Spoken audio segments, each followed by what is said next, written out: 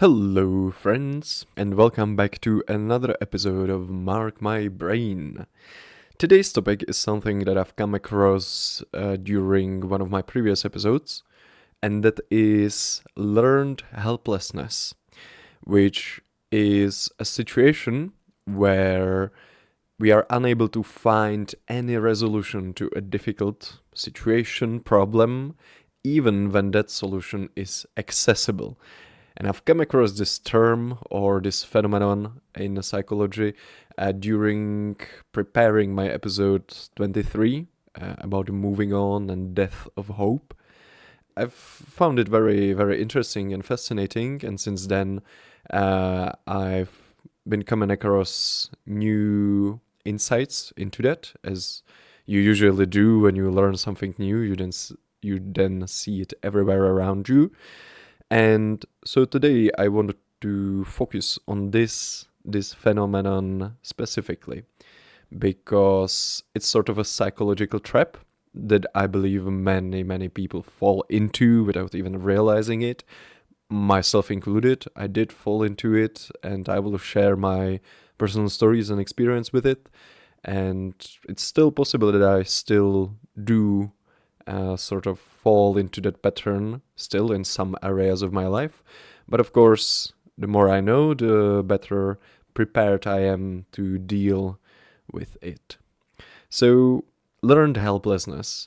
It's a situation you get yourself into, or not a situation. It's a sort of a mental state you get into where you get so used to not finding any solution to your problem, to your issues, that you sort of stop trying and you don't resolve the issue even when that the solution becomes available. I'm sure you have sometimes felt stuck in a situation where nothing you did seemed to matter, and where you've tried so many times to change something that you've simply sort of given up trying because nothing worked. That's sort of the gist of all of it. But it's much deeper than it might seem from the first get-go. So let's begin with a bit of history. The discovery of this learned helplessness phenomenon. It was in 1967 when psychologist Martin Seligman made this accidental discovery into human behavior, and he was then conducting experiments on dogs. He was initially studying classical conditioning, something we know about from Pavlov, right? And when he came across this sort of thing, the experiment he was conducting was that he exposed the dogs to electric shocks that they couldn't control. And these dogs that been exposed to electric shocks without any control over them later failed to escape when escape was actually possible. So the dogs had essentially learned to be helpless.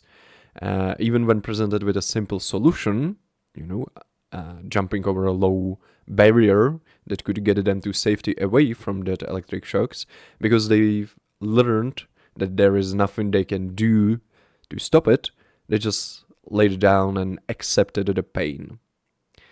And here's a sort of a striking part. Dogs that hadn't experienced the uncontrollable shocks quickly learned to escape. The difference wasn't in their ability, right? It was in their belief about their ability to control the situation. That's key. Their belief about their ability to control the situation. And I will throw a little modern twist into this, because recent neuroscience research has actually flipped the Seligman's original theory on its head, sort of. We now know that helplessness isn't actually learned. It's our brain's sort of default response to prolonged stress. And what we actually learn is control, the other side of the coin, right? This makes the phenomenon even more significant because it means we have to actively work to maintain our sense of agency in difficult situations. So that's sort of the background behind it. Now let's look at some real life examples. Now we might have a sort of theoretical image of what it is, but how can it manifest in real life, right? Because it's not confined to only psychological labs. It's everywhere in our daily lives, often hiding in plain sight, I would say.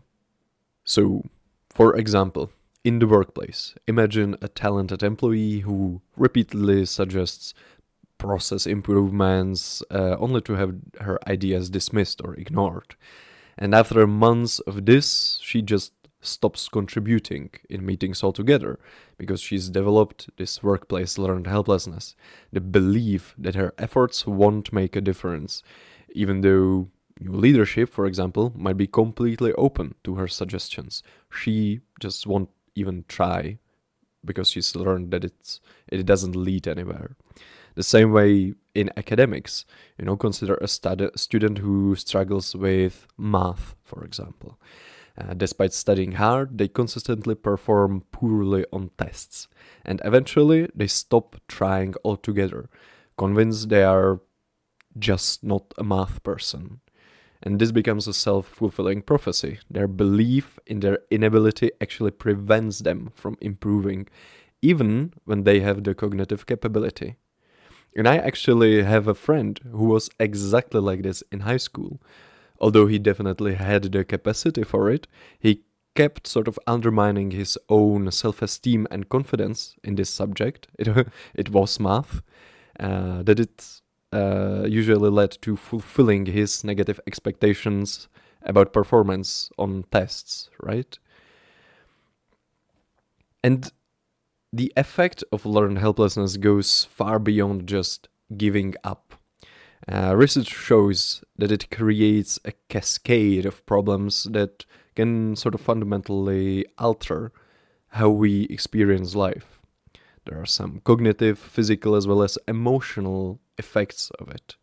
So, cognitively, people with learned helplessness develop what psychologists call a pessimistic explanatory style. They start explaining negative events as permanent.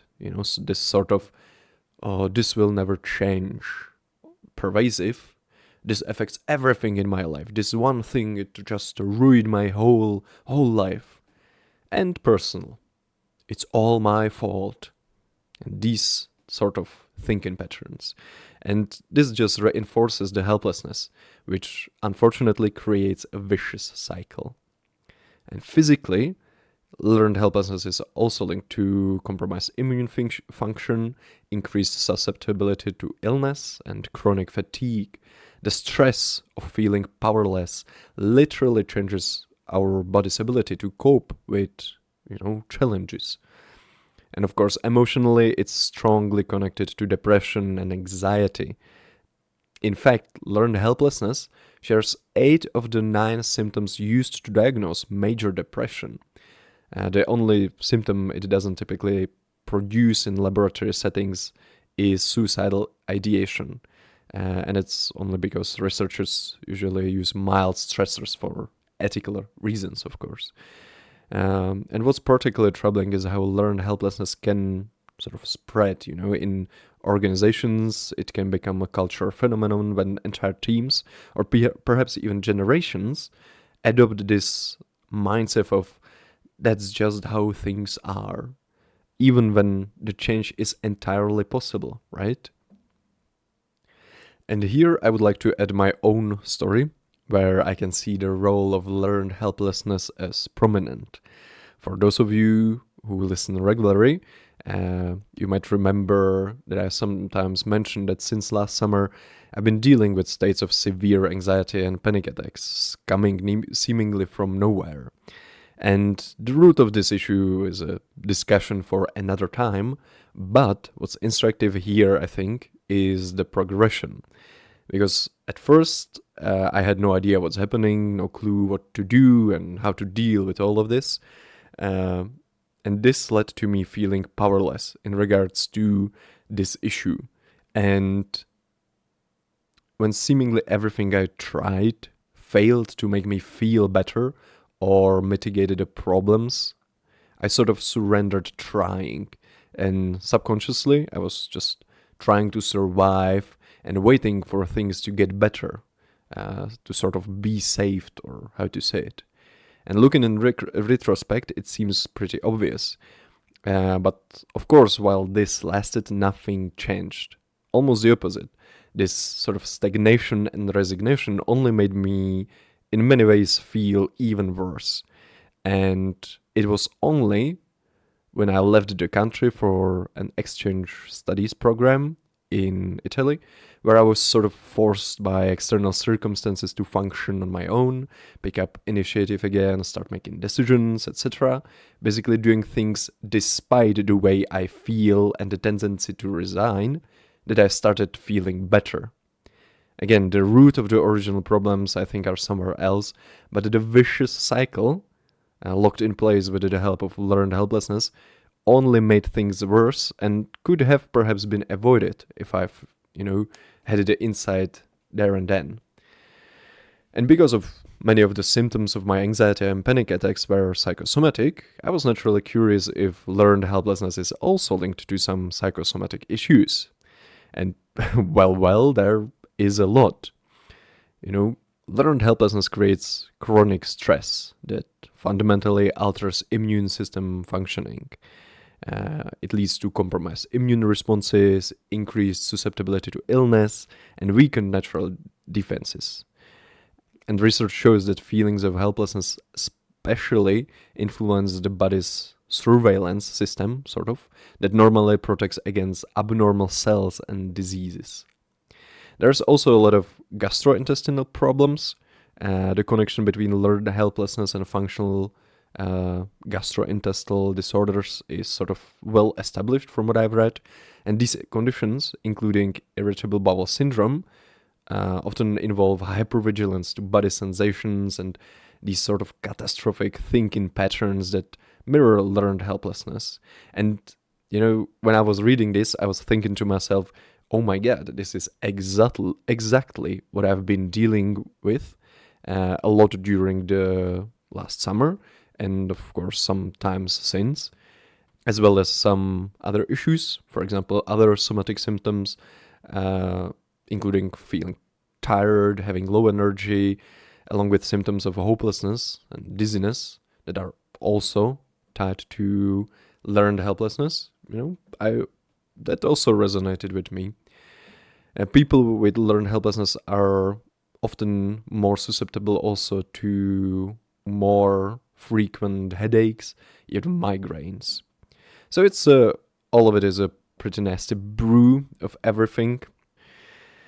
And of course, as we already mentioned, it works in sort of this vicious cycle mechanism, because this relationship between learned helplessness and the psychosomatic symptoms often creates these self-perpetuating cycles, as it was in my case, I think, to some degree. You start demoralizing and having the physical symptoms, the demoralization from what's happening to you often amplifies the pain perception, the sort of nervous overload, where chronic stress exceeds the body's ability to cope. You start catastrophizing, because learned helplessness also promotes pain catastrophizing, the tendency to magnify threat perception and maintaining this excessive focus on pain or not well-being. And of course, then you might start avoiding or having some avoidance behaviors. As with chronic fatigue syndrome, for example, learned helplessness can lead to avoidance of activities due to fear of symptom exacerbation, increasing the symptoms or the likelihood of the symptoms appearing, which of course leads to or results in a physical deconditioning that actually worsens some symptoms, right? And this was, again, like 100% the case in my situation the last summer, because I've became so afraid that anything will trigger the panic attack or the anxiety, where I just felt so fucking shitty that I sort of stopped or started avoiding some activities that I normally liked to do, Hobbies I liked to do, I just stopped doing them because of the fear, which led to my condition worsening, and again, we are in the cycle. Also, some interesting insights from sort of neurobiological point of view points to some compelling evidence that there is a biological basis for this mind-body connection, that it actually, or studies actually show that learned helplessness is associated with altered gray matter volume in brain regions involved in pain processing, emotional regulation, and stress response. And it can also trigger increased production of pro-inflammatory markers, I would say, that can directly cause physical symptoms throughout the body, right? So what we've learned so far is what learned helplessness is. It's this sort of state of mind where you go to, or your body naturally goes to, when exposed to prolonged stress that it can't find an escape from. It can manifest in many different areas of life, in workspace, in academics, in relationships. It has many effects on our body, from cognitive, physical, emotional symptoms. We've went also over some of its ties to psychosomatic symptoms or issues like gastrointestinal problems, the irritable bowel syndrome, chronic stress, tiredness, low energy, hopelessness, and dizziness. And we've also touched on how it can sort of stay in this vicious cycle that's sort of self-perpetuating, right? So now let's continue diving deep, and we are coming to the part where we will sort of start dealing with it. Now we've mapped what's out there, we've mapped the issue, we know what it is we are dealing with. Let's continue and see what we can do with it. Modern brain images have revealed the sort of fascinating neuroscience behind learned hopelessness, and that it's when we experience uncontrollable stress, it activates the serotonin neurons in the dorsal raphe nucleus. I don't know how to pronounce it properly, I'm sorry. But it's essentially our brain's give up switch, And this creates the passive, defeated behavior we associate with learned helplessness. Okay? So the tie is uncontrollable stress activates our give up switch in our brain, and that leads to the defeated resignation, resigned behavior. But there is an empowering part to it. When we learn we can control a situation, our medial prefrontal cortex, the brain's executive center, kicks in and actually inhibits that give up response. Even more remarkably, once we learn control in one situation, our brain becomes better at recognizing control in future situations and building resilience. Now that's a key insight, okay? It shows us that still there are things in our control, and even though we perhaps might not be 100% in control of all situations, it's important to sort of keep this belief in our ability to control some aspects in ourselves. And this means that learned helplessness isn't a character flaw or permanent condition, it's a changeable brain state. Okay? And once we learn we have control in one situation, it sort of becomes easier to recognize that in other situations. It's an avalanche effect, right? So how do you know if you or someone you care about might be experiencing learned helplessness? Of course, it's always difficult to say, from amateur's point of view, but there are some signs I've put together that can sort of point you into that direction. You can look for patterns of avoidance, giving up quickly when faced with challenges, and passive acceptance of negative situations even when alternatives exist. And especially the avoidance is something to keep an watch on. You can also watch for phrases like, nothing ever works for me, I can't do anything right, or what's the point of trying? And these sort of catastrophic tendencies that, if they are consistent, they can sort of also reinforce the learned helplessness that might be even like beginning to form in someone. And of course, emotionally learned helplessness can often appear as chronic frustration, feelings of being overwhelmed by simple tasks, or the general sense of being stuck. And when it comes to physical symptoms, they can include unexplainable fatigue, headaches, or the feeling like you're coming down with something without actually getting sick. I think you know what I mean. But the good news is, as we highlighted, that learned helplessness can be overcome, and it's nothing permanent, it can be definitely changed.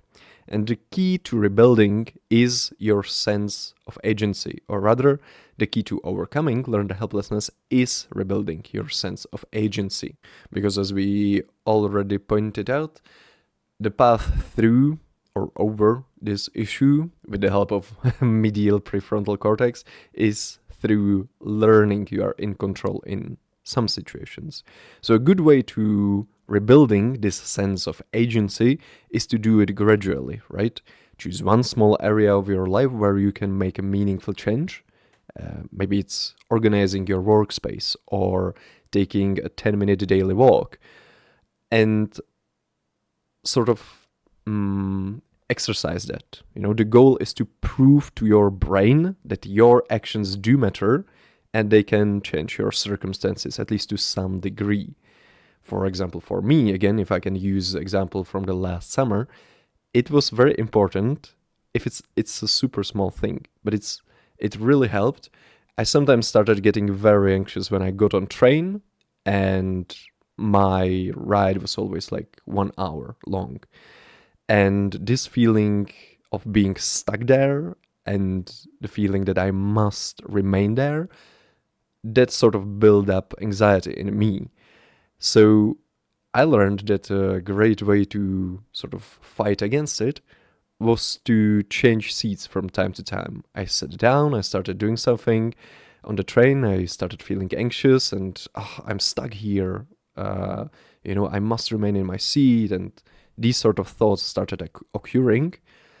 And what really helped was, just getting up and deciding I'm gonna go sit in a different seat. Hopefully you can see the pattern there, right? It's a very, very small decision, but it is in your control where you will sit. And you can sort of find anything, I'm sure of it, in your own life. As it is organizing your workspace, changing seats, having a different drink, choosing a different breakfast, taking a 10-minute daily walk, whatever it might be. If you start slowly, you can sort of begin rebuilding this sense of agency, which is, I think, very, very important to, even overall well-being, not just as a prevention of learned helplessness.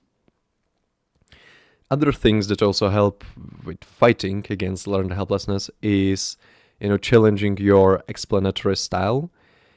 For example, when something goes wrong, consciously ask yourself, is this really permanent? Does it really affect everything in my life? Is it really the end of everything? Is it really all my fault? And sort of challenge yourself on these tendencies and beliefs. Because often you will find that your initial assumptions are too broad or too harsh and just don't reflect reality.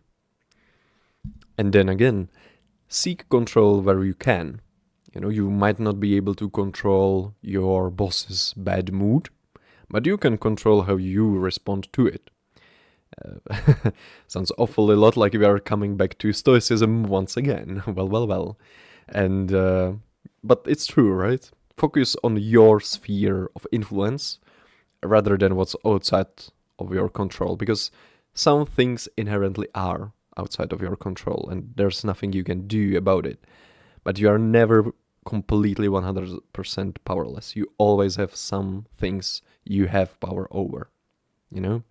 And this way you can sort of start building the self-efficacy, sort of the belief in your ability to influence outcomes. You can also practice problem solving instead of, accepting problems as insurmountable. Break them into smaller, manageable pieces and, try one. Rather ask, what's one thing I could try rather than why is this happening to me? Again, try to rewire your brain to look for solutions rather than dwelling on problems. Because again, dwelling on problems, it only reinforces the sort of helplessness, the powerless feeling, right?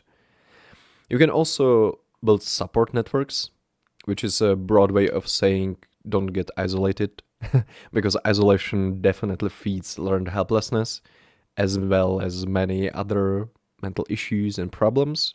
And connecting with others who, for example, even overcome similar challenges can provide both practical strategies as well as just the typical sort of social emotional support.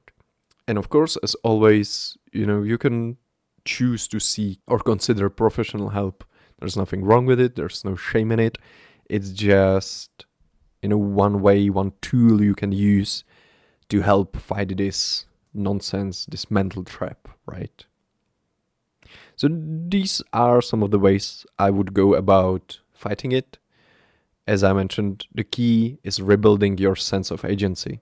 And you can do it, with small steps, starting to make small decisions in your everyday life. You choose how you think and explain things to yourself, how you think about things. You see control where you can, distinguish what's really in your control and what isn't. You can practice problem solving in different areas of your life.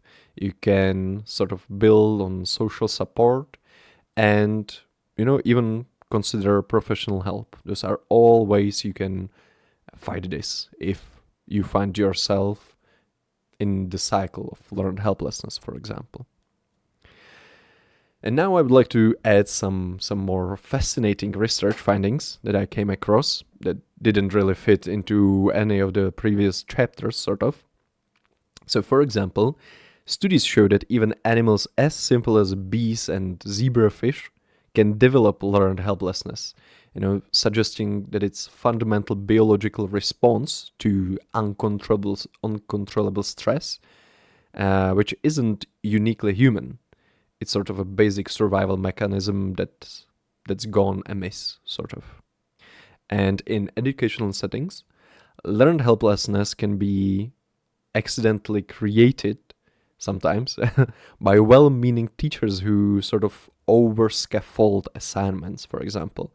When we constantly help someone to the point where they don't get to experience solving problems themselves, we can sort of inadvertently teach them that they are incapable. So if there are any teachers listening, you can sort of watch out for that. And another sort of counterintuitive finding I've come across, people with sort of advanced directives, or rather directives prepared in advance, or clear end-of-life plans, are less likely to develop learned helplessness in medical crisis. Having a plan, it seems, even for worst-case scenarios, apparently helps maintain a sense of control.